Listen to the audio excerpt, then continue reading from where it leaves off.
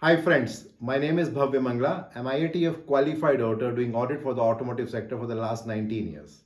I'm again back with a very interesting topic, and today I'm going to talk about the difference between MBO, management by objective, and OKR, objectives and key results. And by the time this video will end, you will understand what exactly is MBO, what is OKR, what are the key differences between them, and what are the similarities also between them.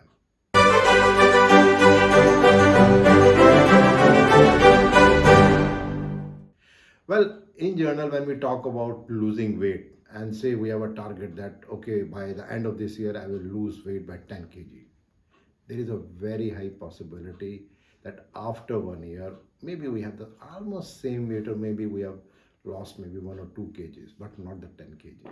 On the other hand, in case you set a target that to achieve that weight loss of 10 kg, what you are going to do is that every day you are going to have this particular diet which you will eat every day. Every day you will do yoga, every day you will go for jogging, and something like you have 3 or 4 key targets that you set. There is a very high possibility that after 1 year you will be able to achieve your target. Something similar happens in MBO and OKR also. Broadly, when we talk about MBOs, that is management by objective. So it was initiated by Peter Drucker in 1954 when he was talking about from his book, The Practice of Management.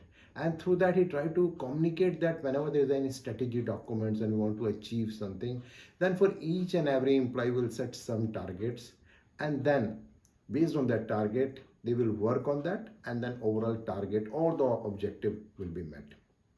But when we talk about OKR, that is objectives and key results, there's a slight difference between that. Because MBO is talking primarily about what needs to be done, but OKR is also talking about how that needs to be done. So it was initially initiated by Andy Grove when he was working in Intel. At that time, he created this particular concept of OKR. And then later on, there was another gentleman by the name of John Deere. And through his book, Measure What Matters, he talked in detail about OKR. So when we talk about OKR, primarily the idea is that you will set a target. Say, for example, you will say that I have to increase my sale by 20%. Now, that is an objective. So there will be some key results. So primarily as a thumb rule, they are talking about 3 key objectives for each objective. So 3 key results will be maybe add 5 new promotional items. Second could be to increase a social media presence and advertisement by 10%. And third could be grow marketing leads by 10%. So by this way, the idea is to identify what needs to be done and how it can be achieved. When we talk about different terminologies like Hoshin Kanri, business continuity, MBO, and OKR, there are many similarities, but still each technique has some specific thing there.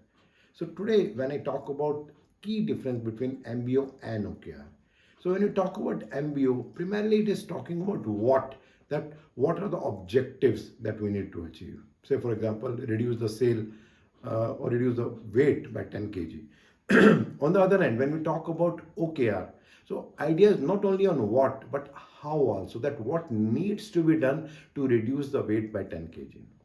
The second thing is that when we talk about MBO, it's primarily talking about annual review, that you set a target in the beginning of year for a particular person, then next year, after 12 months, you will see that what has happened. There could be a possibility it is delayed. But in case of OKR, primarily the review is monthly or quarterly. So it's more of a micromanagement, and there is a high possibility that in case there is a gap, that can be taken care.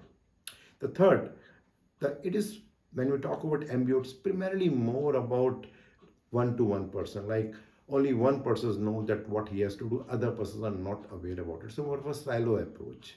But in case of OKR, it's more public and more transparent, and everyone is aware that what are the targets and what it needs to be done by the team. So that's a key difference here. The fourth key difference when we talk about MBO, it's more related to compensation, that whatever target that has been set. Say for example, to increase the sale by 20%.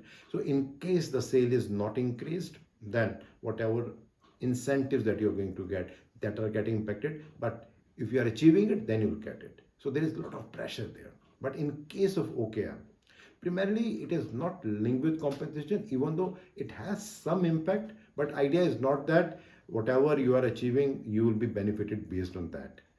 Then the next intent with respect to MBO is that there is limited and no risk, because whatever targets are there, they are not very inspirational or very daunting task. But in case of OKR, the targets are very aggressive and aspirational. So for example, we are talking about increase the sale by 50%.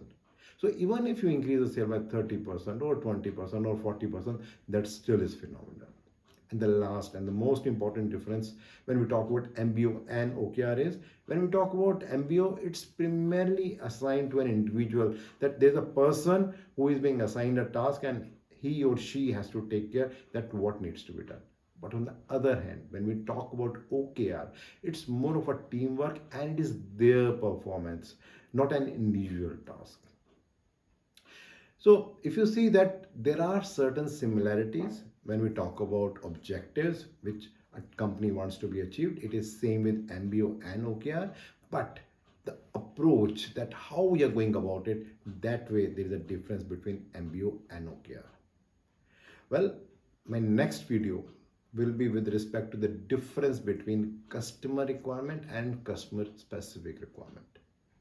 Regularly, I'm getting a lot of feedback from your side and they're helping me to understand your expectations. So please do continue that. And in case you want to understand a little bit more about this particular video, you'll find a link below. If you click that, you'll find a blog there. And there you will find this particular information in much more detail. And in case you're liking these kind of videos, you can always share with your friends and colleagues. And you can subscribe to my YouTube channel and my website, bhavyamangla.com. Thank you.